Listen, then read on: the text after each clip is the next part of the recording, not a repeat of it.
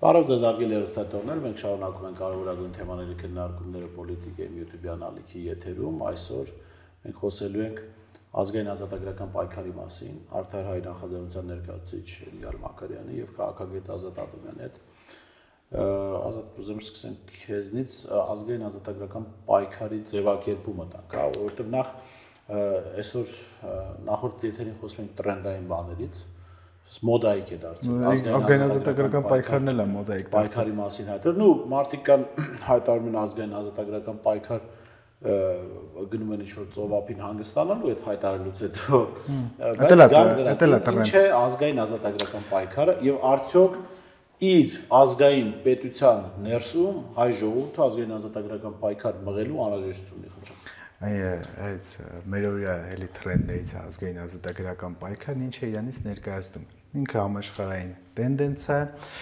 ինչ է ուզում աշխարհը ազգային ազատագրական պայքարով անել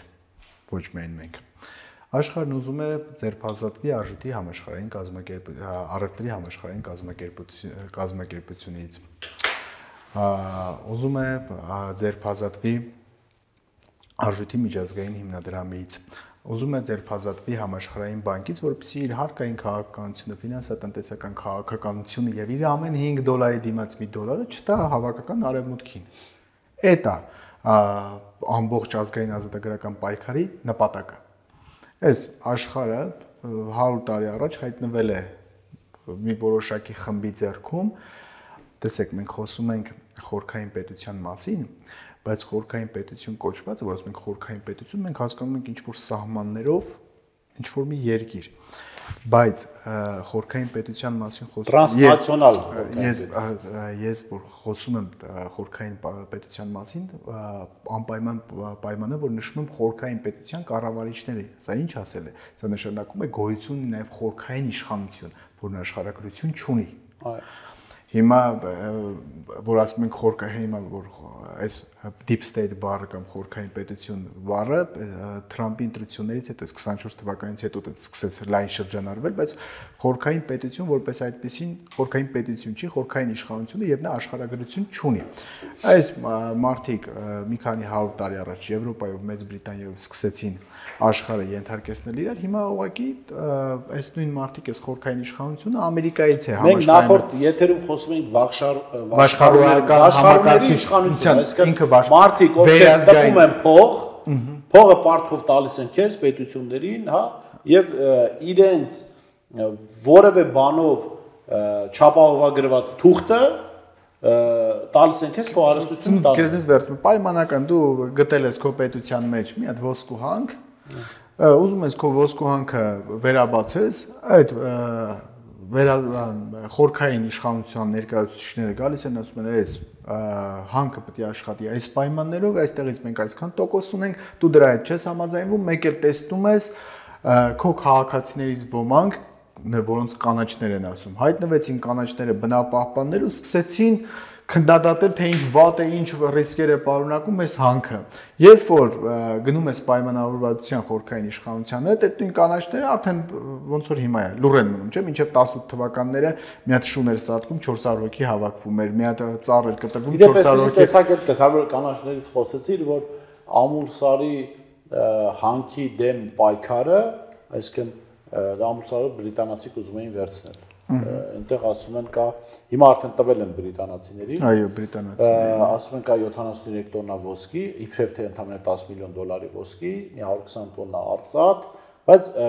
բնական ու հա դրա չեն մոռանում ասել որ իրենք $750 ներդրում են անում այսինքն բրիտանացիները Հայաստանում $750 միլիոն ներդրում են ու $10 միլիոն ոսկի դե հենց այդտեղ պետք է ակնհայտ է ուրիշ բան կա այդ հանքում բայց այսպեսի տեսակետ կար ես չգիտեմ որքանով է հիմնավորված որ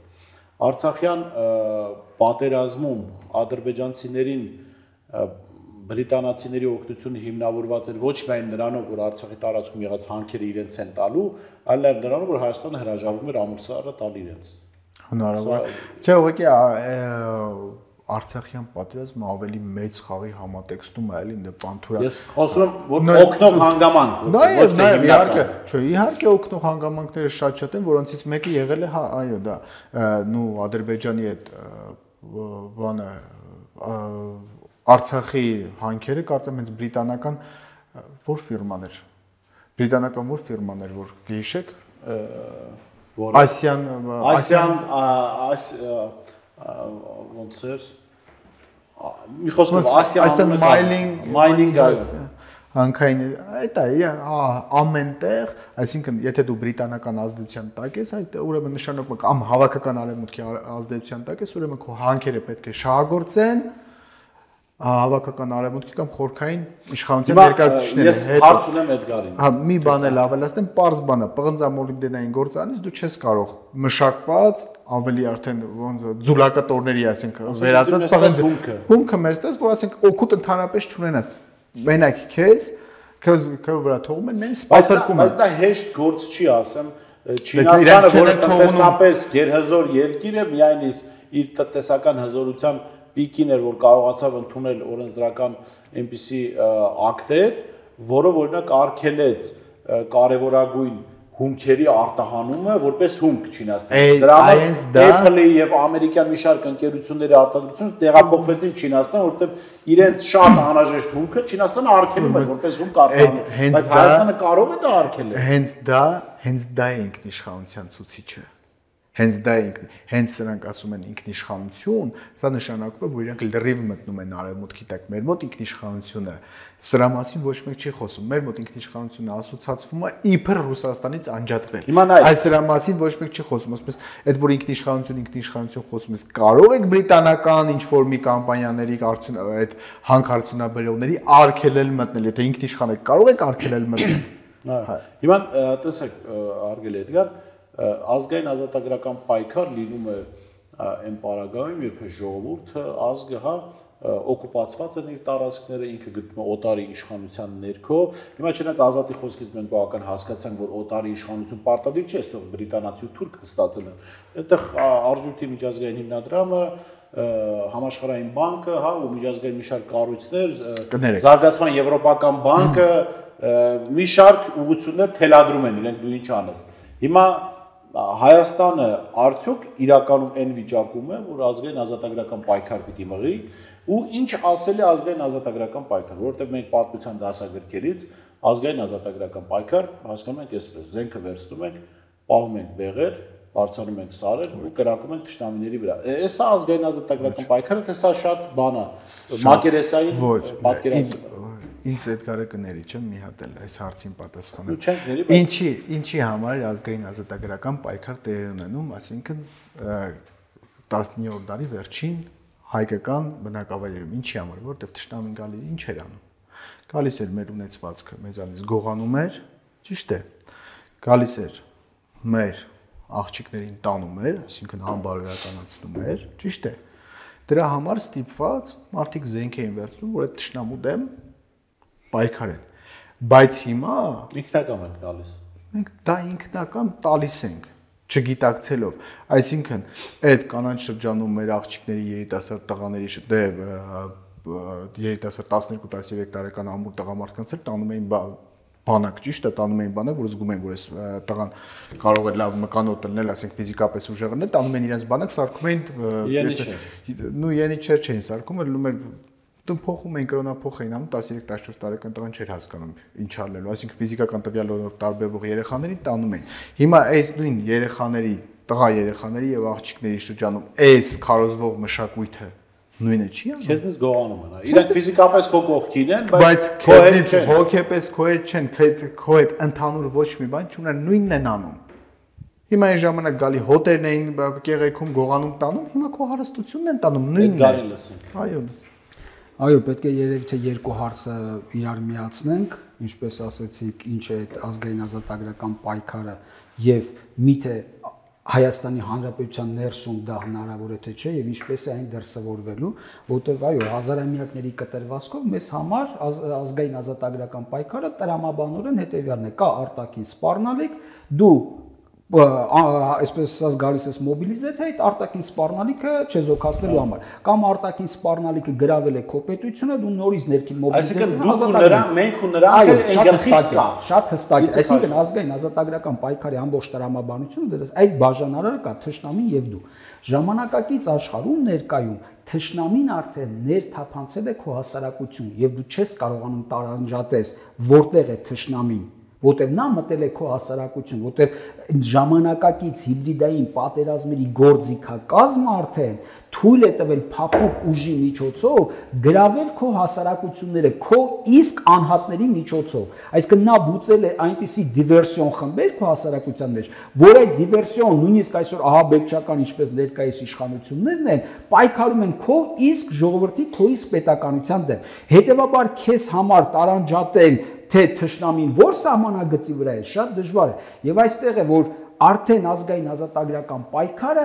բազմաշերտ է դառնում եւ ինչ որ միտեղ այն խիստ կապված է ինչպես Ազատն ասեց ինքնիշխանության հետ, իսկ ինքնիշխանությունն էլ սերտորեն կապված է կամ բխում է անվտանգություն հասկացողության հետ։ Այսինքն, եթե մենք նայենք այդ անվտանգային բոլոր շերտերը հասարակական կյանքի, դա ընդհանրապես միայն ռազմական գիծը չէ, սա է ռազմական գիծն է։ Այնտեղ եւ տեղեկատվականը, եւ տեխնոլոգիականը, եւ էկոլոգիականը, եւ էներգետիկ է, եւ պարենային է, եւ տարածքային է, եւ ազգաբնակչության դեմոգրաֆիական կազմն է, եւ կրթական գիտական է, այսինքն ամբողջ հասարակական կյանքի այդ կառուցվածքը քո անվտանգային բաղադրիչներն են կազմում։ Հետևաբար այսօրվա ազգային ազատագրական պայքարի կամ այդ ինքնիշխանության ձևավորման համար այդ ամբողջ կառույցը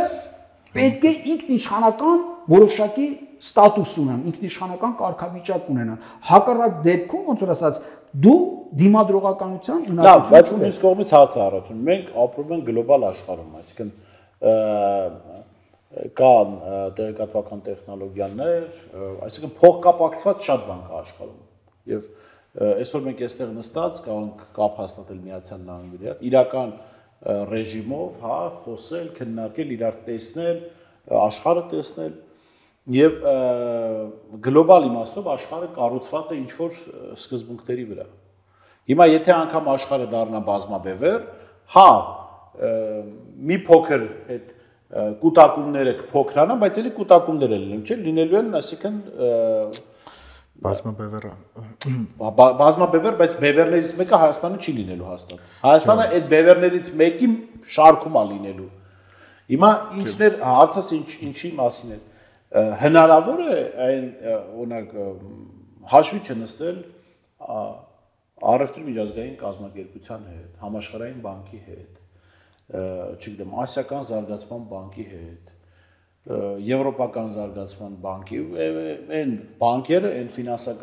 ֆինանսատնտեսական կառույցները, օրինակ մեզ 13-ի կեսը 6-7 միլիարդ դոլար պարտքով գումար են տվել։ Պատմության մեջ, չգիտեմ վերջինն է թե առաջինն է, մարդը, որը փորձել է ֆինանսական կախվածությունից իր պետությունը հանել, եղել է Չաուշեսկուն ու գնդակահարվել է ինքը պատի տակ։ Պարտքը փակելուց հետո, չէ, պարտքը փակելուց հետո իրան գնդակահարել։ Չէ, մի կարևոր բան, բայց Չաուշեսկուն երբ է գնդակահարվել, երբ է տապալվել, երբ միաբևեռ աշխարհն իր պիկին էր։ Բայց հիմա ինձ բացատրեք խնդրեմ, ո՞նց է հնարավոր լինել, այսինքն ազատագրված լինել որպես ազգ պետություն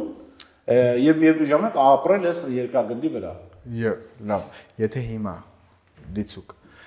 դոլարի հեգեմոնիան մեռնում է, դու ո՞նց ես, ում ես սպարք, 13 միլիարդը ո՞նց է բար, ո՞նց ես սպարք։ Ինչ արժույթով է լինելու դոլարը։ Չէ, բայց դոլարի հետ մեռնում է նաեւ քո դրամը։ Փոխկապակցված արժույթներ։ Հիմա դու որ դոլարը մեռավ, դու դոլարի մեռնելուց ես տուժելու, թե դրամը մեռնելուց։ Դրամը մեռնելուց ինչով ես տուժելու, շահելու ես, թե տուժելու ես։ Երբ դոլարը մեռավ, հետնել դրամը մեռավ։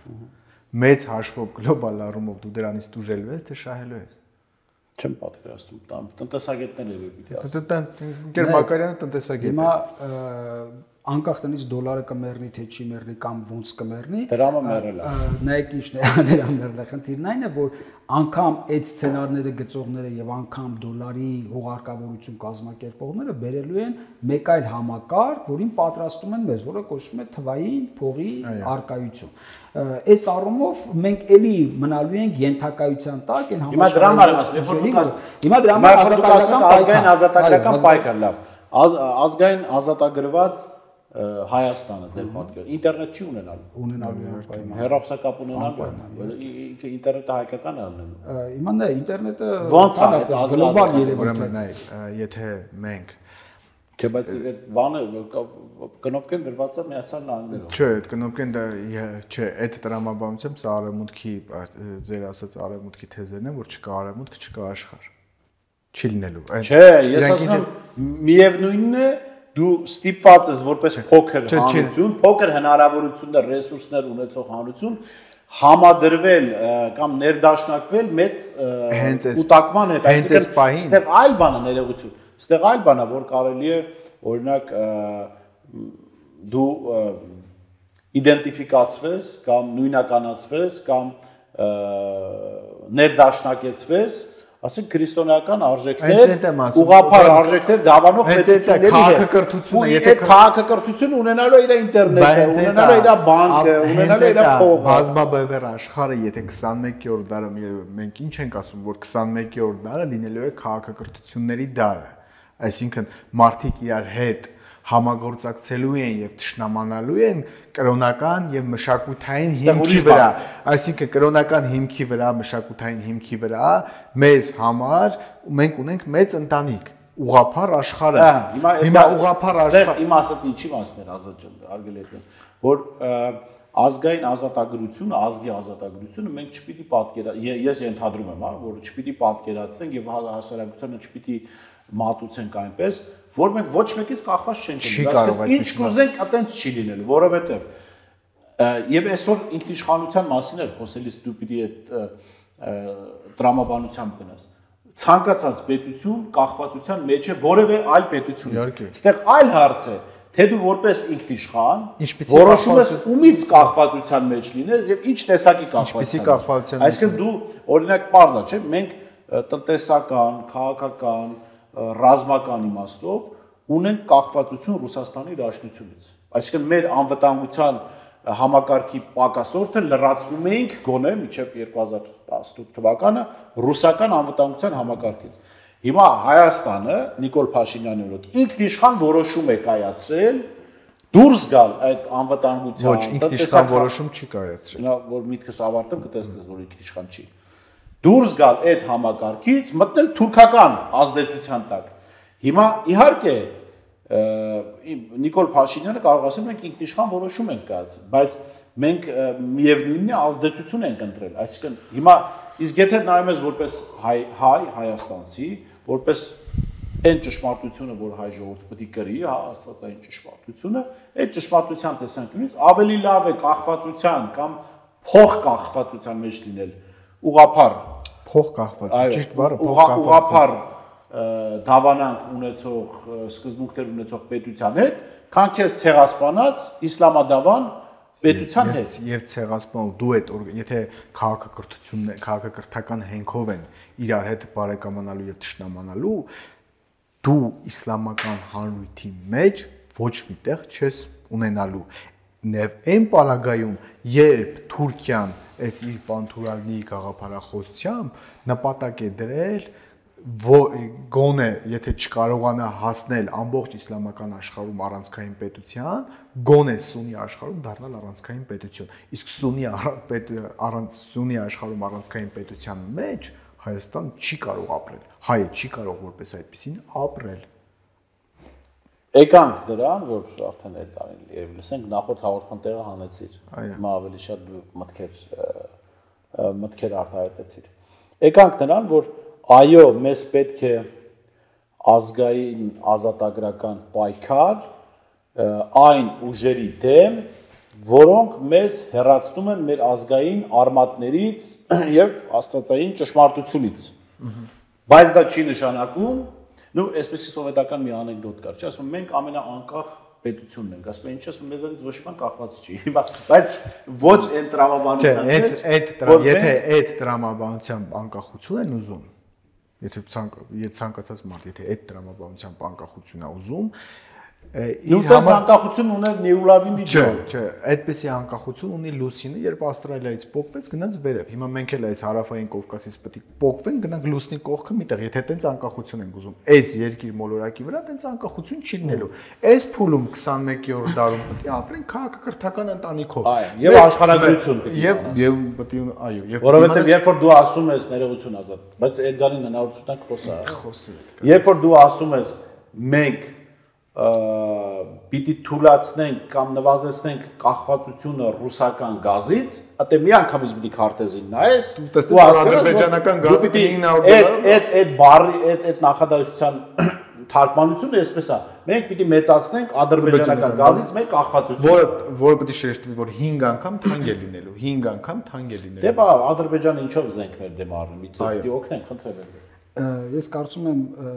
ազգային ազատագրական պայքարի թեման անմիջական կապ ունի մեր նախորդ հաղորդման թեմայի հետ, այսպես ասած ինքնության պատերազմի հետ։ Եվ այս ինքնության պատերազմի եւ ազգային ազատագրական պայքարի տրամաբանության մեջ է։ Հիմա ինչ վերաբերում է անկախությանը, ինչ քննարկվում էր անկախության հետ կապված, շատ դեպքերում մեր թեզը առաջ է տանում այսօրվա վարչախումբը, որ մեր կախվածության հանգամանքը ոչ թե պետք է մեկից լինի, այլ մի քանիսից, եւ որ եթե մի քանիսից է կախվածությունը, ու դու ավելի անկախ ես։ Դե մի քանիսից է Թուրքիայից ու Ադրբեջանից։ Հիմա բայց եկեք հաշվենք, որ անկախության նման մենք ընդհանրապես հարցերին մոտենում ենք մեր մոտեցումներում խորքային փիլիսոփայական ձևակերպումներով, իսկ վերաիմաստավորելով, վերաարժևելով։ Ինչ վերաբերում է անկախությանը, այո, ոչ միայն պետություններն անկախ չեն, այլ յուրաքանչյուր մարդ անկախ չէ։ Եթե մենք հիմա դուրս ենք գալիս եւ փողոց ենք անցնում, մենք կախվածություն ունենք ճանապարհային երթևեկության կանոններից եւ լուսացույցի փոխվել չփոխվելուց ինչ գույն է տալիս անցնենք թե չանցնենք այսինքն յուրաքանչյուր քայլի մենք կախված ենք բայց որտեղ է կախվածության խորքային փիլիսոփայության արդարացումը կախվածությունը անմիջական կապ ունի ազատության հետ այսինքն այն ազատության մեծացման հետ փոքրացնում է քո կախվածության աստիճանը իսկ մենք ասել ենք որ ազատությունը դա աստվածային կատեգորիա է եւ դրա լավագույն բանաձևը տվել է Քրիստոսը երկու սահմանումով հոգեվոր երկու կանոնով ճանաչիր ճշմարտությունը եւ ճշմարտությունը կազատագրի քեզ եւ երկրորդը այնտեղ որտեղ Աստծո ներկայությունն Աստծո ոգին այնտեղ ազատությունն է այսինքն այս բանաձևի հիմքի վրա երբ որ բրխեցնում ենք հետո անկախությունը մենք կտեսնենք որքան մոտենում ենք դեպի աստվածային ճշմարտության ու ազատության այնքան մեր կախվածությունը թուլանում է ինչու որտեղ նայեք անգամ ընտանիքի մեջ երկու մարդ ամուսին եւ կին գալիս են սեփական ազատությունների սահմանափակման ասում եմ ես ազատ մարդ եմ կինն ասում է ես ազատ մարդ եմ բայց գալիս են պայմանավորվածության որ եկեք մենք մեր անձնային ազատությունները սահմանափակենք որպեսզի ձեռք բերենք ավելի մեծ արժեք որ ընտանիքն է որտեղ փող կապվածության մակարդակը մեծանում է բայց դա հանուն ավելի մեծ բանի եւ այդ հանուն նկատել ես հարգելի Էդգար նկատել ես ներողություն եմ խնդրում հավելում քո մտքին որ քանդվում են կամ դեֆորմացվում են բոլոր այն ընտանիքները որտեղ զույգերը կամ ընտանիքի անդամները հայր մայր զավակ դուստր հա փորձում են չսահմանափակել իրենց ազատությունը ասում են ես ազատ մարդ եմ ինչ կուզեմ կանեմ դու իմ հայրն ես, դու իմ մայրն ես, դա ոչ մի նշանակություն չունի, ես այսպես եմ ուզում անել, ես արդեն կյանքը այսպես եմ ճանաչում։ Եվ շատ կարևոր մտքի բերեցիր, հա, որ այո,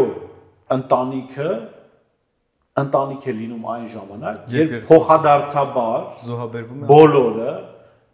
նվազեցնում են իրենց ազատությունը հանուն ավելի լավ բանի։ Որովհետև տեսեք, մենք կարող ենք օրինակ, մենք կարող ենք այսօր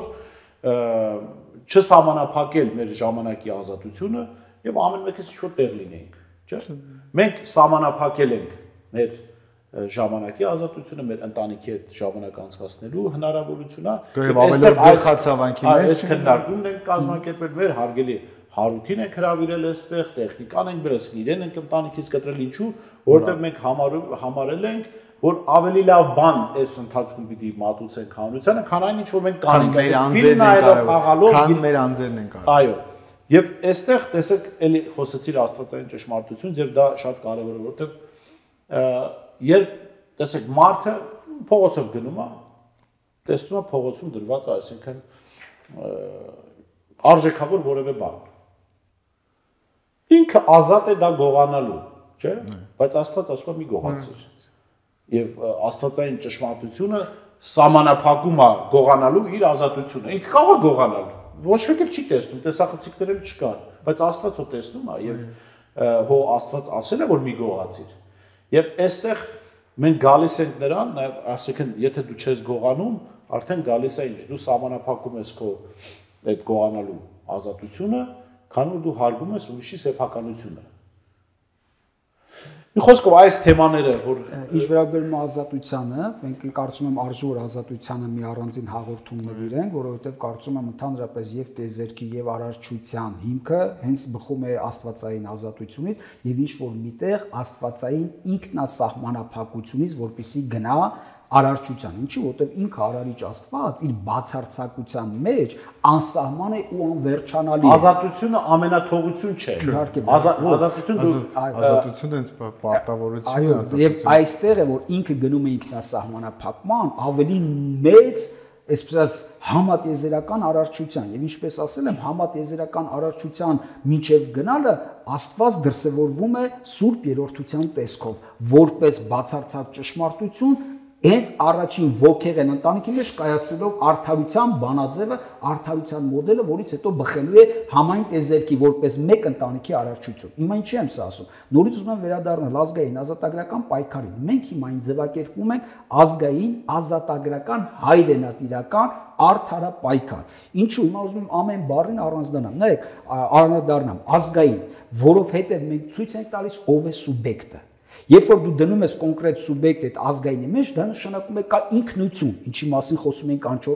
անցած հաղորդմանը։ Այսինքն խոսում ես ինքնութենական որակի, որտեղ այդ հավաքականությունը պետք է գա այդ ինքնորոշման։ Բալավ իր ինքնութենական որակը ո՞րն է։ Այդ ինքնութենական որակի մեջ պետք է գնա, բա իր արժեքային հիմքը ո՞րն է։ Այդ արժեքային հիմքի վրա պետք է գնա բա իր ոգեղեն աստվածային հայտարարը ո՞րն է եւ այստեղ գալիս է ինչ գալիս է ամենակարևորը որ այս ամբողջ համակարգի մեջ դու բերում ես քո հիմքը աստվածային կոորդինատային առանցքը որը դրսևորում է Հայր Որդի Սուրբ Հոգի աստվածությունների միջոցով այս կոորդինատային առանցքը դնելով քո հիմքը դու բերում ես քո արժեքները որպես այդ կոորդինատային առանցքի վրա կետեր եւ երբ որ դու այդ կոորդինատային առանցքի վրա կետերը միավորում ես նպատակային նշանակություններով ձևավորվում է քո ազգային ինքնության առաքելությունն ու իմաստաբանությունը այսինքն որ մի անցած հաղորդումը խոսում ենք որ իմաստների պայքար է արժեքների պայքար է ինքնության պայքար է առաքելության պայքար է հենց սրա մասին ենք խոսում եւ ամբողջանում այս ամենը որպես քո ազգային իմաստ ամեն ինչի է ասում հիմա ինչի եմ գալիս նայեք թույլ տվեք վերջացնեմ այսինքն դուրս է գալիս այդ սուբյեկտը այդ ինքնություն կրողն է դու քեզ համար արդեն տվեցիր ով ունի նպատակ ով ունի առաքելություն հաջորդ ազգային ազատագրական պայքար արդեն եկանք այդ ազատության հասկացողությունը ինչպես ասեցին Քրիստոսով է տրված եւ ամենակարևորը նաեւ քո հայկ նահապետով տրված է քո այդ հավատարիմ լինելու այդ ազատության ուխտին որ դու հենց այդ հանուն ոչ միայն քո սեփական այդ ժամանակվա մարդկության ազատության համար որովհետեւ հաջորդ պահին բելին սպանելով հայկը չդարձավ բռնակալ նա ասեց ահա ձեզ ազատություն դուք ձեր սեփական կամքով որոշեք յուրաքանչյուր ցեղախումբ կամ էթնիկական միավոր իր ճակատագիրը սրանից ավելի մեծ առաքելություն եւ պատասխանատվություն չկա հաջորդը հայրենատիրական մենք ինչու ենք ավելացնում հայրենատիրական այս հայրենատիրական բառը հենց մեր օրերում ամենակարևոր ու արժեքային խնդիրն ունի մի քանի շերտերով ես այսքանի ժամանակի սովորության պատճառով մի հատին անդրադառնամ Դենա դու ազատ ես երկար խոսալու բայց ժամանակը սահմանված այո հիմա հայրենատիրական ինչու ենք մենք շեշտում որտեղ երբ որ մենք ասում ենք որ գալու է ֆորմացիոն փոփոխություն այսինքն հասարակարգային փոփոխության են գնում մենք հասարակարգային փոփոխության հիմքում կապիտալիստական մասնավոր սեփականությունից զուտ դնում ենք մեր համակեցական կյանքի հիմքում հայրենատիրական սեփականությունը այն ինչի մասին խոսում ենք այնինչ բոլորինս է շնորհակալություն այո Այնիշ բոլորը, այսինքն մենք ունենք մի հայրենիք, այս հայրենիքն ունի X միավորի հարստություն, ուրեմն մենք բոլորով անկախ ազգությունից, անկախ կրոնից, անկախ քաղաքական իր հայացքներից սրա մեջ հավասարաչափ անօտարելի իրավունք ունի եւ պարտականություն որտեղ է պարտականությունը երբ որ մենք գալիս ենք այս հայրենատիրական հիմքի վրա այդ ազգային ազատագրական արդարապայքարի այստեղ ստեղծում է մի ուրիշ փիլիսոփայություն, որ արդարության համար յուրաքանչյուրս գալիս ենք այն գիտակցության, որ այս պայքարի մեջ կրում ենք այդ պարտականություններն ու պատասխանատվությունը հանուն մի մեծ առաքելության, արդար ազգային համակեցության պետության եւ նաեւ այդ արդարության արտահանման մոլորակային մասշտաբով այն վերաֆորմատավորելու եւ այդ ժամանակ երբ որ դուք ասում եք բաշխարը ինչպես է մեր հետ հարաբերվելու այստեղ հարաբերվելու է որ դուք ասում եք արդյոք մենք կարող ենք դառնանք բևեր այո մենք պարտավոր ենք դառնալ բևեր քաղաքակրթական առանցք քաղաքակրթական բևեր, արարչական քաղաքակրթական բևեր ի հակադրություն այս հակարարչականի։ Այս արարչական բևերի կամ առանցքի շուրջ կարող են միավորվել ոչ միայն արևելյան ուղղափառ քրիստոնյաները, ոչ միայն ուղղափառ քրիստոնյաները, ոչ միայն կաթոլիկ քրիստոնյաները, այլ ընդհանրապես բոլոր ազգություններն ու բոլոր կրոնական կոնֆեսիաները, որտեղ մենք դնում ենք արարչակրթական առանցքի վրա։ Ես ասեմ, շնորհակալ եմ Էդգար, շատ այսպես լավ պատասխան եւ ելույթի վերածված պատասխան է։ Ես կարծում եմ եւ հատկապես պատերազմից հետո հաճախ եմ այս մտքին գալի, որն էր մեր պարտության պատճառը, որովհետեւ հայրենիքը, որը պիտի պաշտպանվեր, մենք բոլորս մերը չենք համարում եւ միշտ ասել եմ, մի մեղադրեք մարդկանց, ովքեր լծված չեն այդ պայքարով, որովհետեւ մեր պետության էլիտաների սխալ գործունեության արդյունքում այդ մարդիկ իրենց օտարել են այդ հայրենիքից, համարել են, որ իրենցը չի, որովհետև այդ նույն մարդուն, եթե գնաս այն մարդը, որը համաձայն էր Արցախի հանձնմանը, գնաս փորձես իրենից իր 1000 դրամը հանգարց խլել, գուցե կոկորտդ կտրի, հա։ Ինչի, որտեղ այդ 1000 դրամը ինքը իրենն էր համարում։ Արցախը ցավոք սրտի եւ հայրենիքի այլ մասերը, որոնք Իրանցը, Գորիսկապան ճանապարհը, արյունով ազատագրված այդ տարածքները ցավոք սրտի էլիտաների ապաշնորհության, հանցավորության, ագահության, անարդարության եւ ընչաքաղցության պատճառով օտարվեց հասարակության զգալի մասից ու շատ լավ է որ մենք այդ խոսակցության եկան որ մենք պիտի նաեւ գանք այն հայրենատիրության փուլի եւ բոլորը պիտի տեսնեն որ այս հայրենիքը մի հատ է եւ մերն է եւ մենք պիտի այդ հայրենիքը պաշտպանենք որովհետեւ մենք գիտեք ինչու պարտականություն չծնվեց պաշտպանելու հայրենիքը, որը վտանգի մեջ էր, որովհետև չկար իրավունք այդ հայրենիքի նկատմամբ բոլորի համար։ Հավասար իրավունքը հավասարը չէր, այո։ Շնորհակալ եմ շատ հետաքրքիր քննարկման համար, չնայած մեր քննարկումները վերջերս մենք շարունակելու ենք, այս թեմաները պիտի բացենք, եւ ես հույս ունեմ եւ հավատում եմ, որ մենք ի վերջո հասնելու ենք այն պատկերացրած Հայաստանին, որը մենք ունենք, որովհետև ես օրինակ ինձ համար ասեմ ես Նիկոլ Փաշինյանին օրինակ որպես բան, հա, գործիք, որը օգտագործվեց Հայաստանի դեմ, երկու պատճառով չեմ, եթե հայերը մի պատճառ ունեն երևի թե չներելու, հայրենիքի նկատմամբ բան անելու, ես երկու պատճառ ունեմ, որովհետև առաջին Հայաստանը իրականում հայրենիք էր, որտեղ մենք ապաստանել ենք որպես էթնիկ այլ միավոր եւ հայերը մեզ գրկաբաց ընդունել են եւ ես կուզեի ապրել այդ հայրենիքում այն սահմաններում, որը կար Եվ երկրորդ ես մեծ այսպես հույս ունեի, որ Հայաստանը ի վերջո հասնելու է տարածաշրջանում այնպիսի դիրքի, որ այդ ինքը դառնալու է ոչ մերձավոր արևելքի ձեզների տեղափոխման այստեղ որ ապահովելի, այլ ընդհանրապես Հայաստանը այնքան ուժեղ է լինելու, որ իր ազդեցությամբ կարող է օգտակար լինել նաև հյուսային Իրաքում ծանր վիճակում ապրող եզդերի համար Նիկոլ Փաշինյանը այս երկու պատճառով ինձ համար խիստ անընդունել է եւ խիստ հանցավոր գործողությունների գնաց, հարվածեց այն հայրենիքին, որտեղ ապրում ենք եւ այն նպատակին, որ ես ունեի։ Շնորհակալ եմ այս հետաքրքիր քննարկման համար։ Ես պիտի խնդրեմ մեր հեռուստադիտողներին իրենց աջակցությունը մեզ տալ ինչ ձևով, տարածելով այս խոսքը, այս քննարկումը, որովհետեւ այո, մենք չունենք արևմուտքյան ֆինանսատնտեսական միջոցները, որ ասենք ծախսենք, չգիտեմ, ունենանք ֆեյքերի բանակ, ունենանք տարածողներ,